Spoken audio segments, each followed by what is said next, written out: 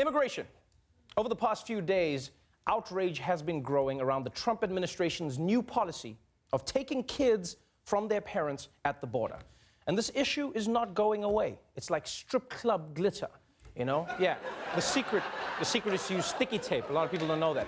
Now, with a lot of Trump's other unpopular policies, Republican lawmakers have kept quiet and done nothing.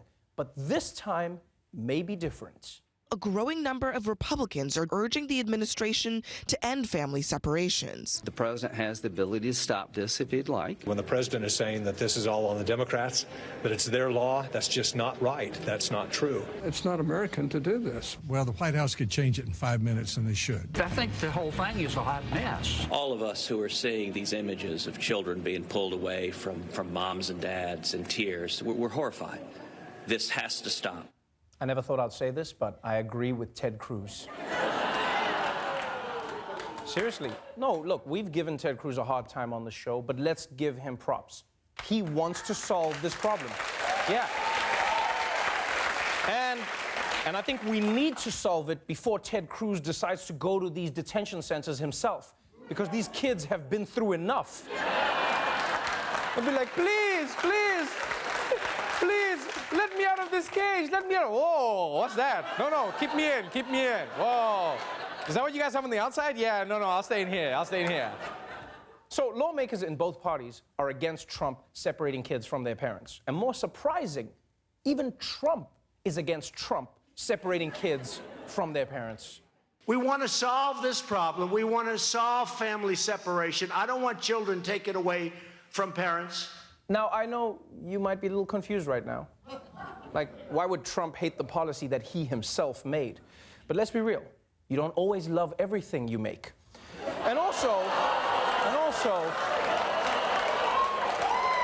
the president can't just change this policy. I mean, well, he can, but not without the approval of his most trusted advisors. And the problem is, the members of Trump's TB cabinet team, like, they seem to be fine with everything that's happening. For instance, here's the Secretary of Inhumane Services, Laura Ingraham. Since more illegal immigrants are rushing the border, more kids are being separated from their parents and temporarily housed in what are essentially summer camps, or as the San Diego Union Tribune described them today, as looking like basically boarding schools. Yo, what kind of freaky-ass summer camps did she go to? Was her family just dropping her off every June at state prison? She was coming out like, camp was so fun. We made license plates and shivs. And I got this teardrop tattoo. You only get that if you kill people. Yeah. But just to be clear, once again, the point is not how nice the places are that they're keeping these kids in, right? The point is that the federal government is snatching kids away from their parents. If you kidnap someone's kid, but you keep them in a really nice basement, that's still not okay. Liam Neeson wasn't like, what kind of food are you feeding her? What? Sushi. Well, I guess she has been taken care of. It's not how it works.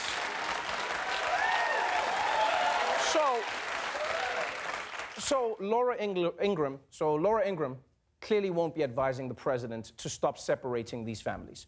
And neither will Director of False Equivalencies, Tucker Carlson. This is one of those moments that tells you everything about our ruling class. They care far more about foreigners than about their own people. They don't care. Because no matter what they tell you, this is not about helping children.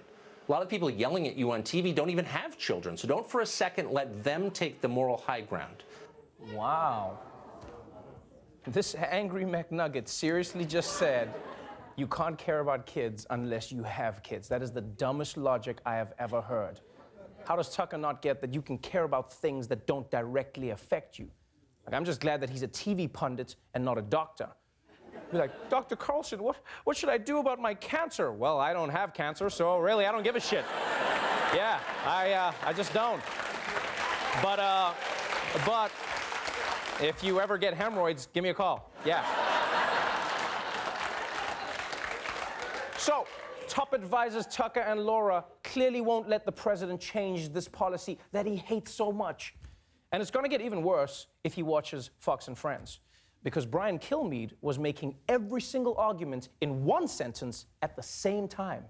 As Nancy Pelosi steps over the homeless in San Francisco to hop on a plane to go to the border, to have a heart bleed for people from other countries that are coming here, understand we are $20 trillion in debt. We have classrooms that overrun. We have teachers buying their own supplies.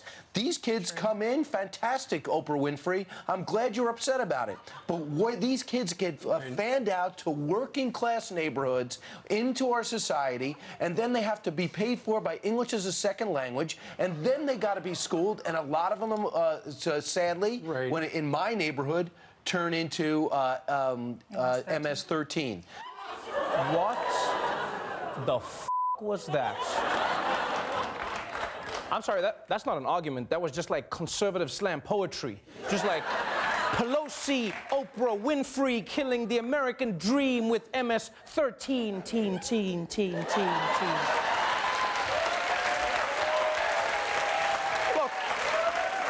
Look, man, the fact of the matter is, separating kids from their parents is heartless, okay? And the only way that we can stop the government from doing it is to demand change. So, get on the phone and call the people who can actually do something about this. And I'm not talking about Congress, I'm talking about the policymakers at Fox News. Yeah, call them, because they can do something. They work for the president, which means they work for you.